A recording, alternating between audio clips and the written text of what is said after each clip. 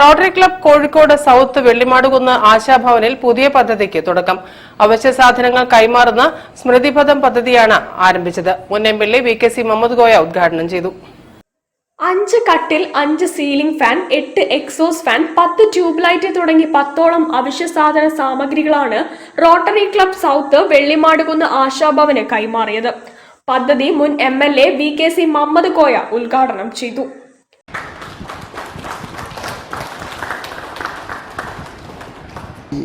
CSR fund നിർബന്ധമാക്കി government ഒരു നിയമം തന്നെ അങ്ങനെ വന്നു.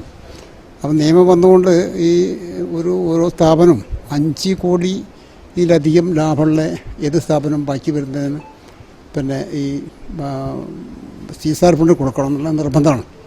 ഇപ്പോൾ നമ്മൾ പല സ്ഥാപനങ്ങൾക്കും കോടിക്കണക്കിന് ഉറുപ്പിക കിട്ടുന്നുണ്ടല്ലോ. ഇത് ഈ ഒരു നല്ല കാര്യത്തിന് കൊടുക്കാൻ എന്തായാലും ആളുകൾ പഴയതുപോലെയല്ല.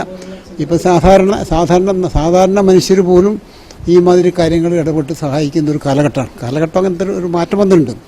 ആശാഭവൻ ഹാളിൽ നടന്ന ചടങ്ങിൽ rotary club south president PC.K. Rajan അധ്യക്ഷനായി.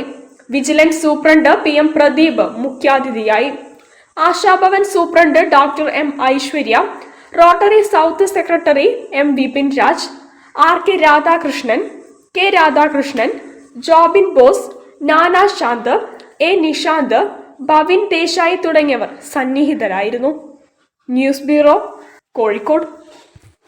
വാർത്തകളിൽ ഇനി ഇടവേള.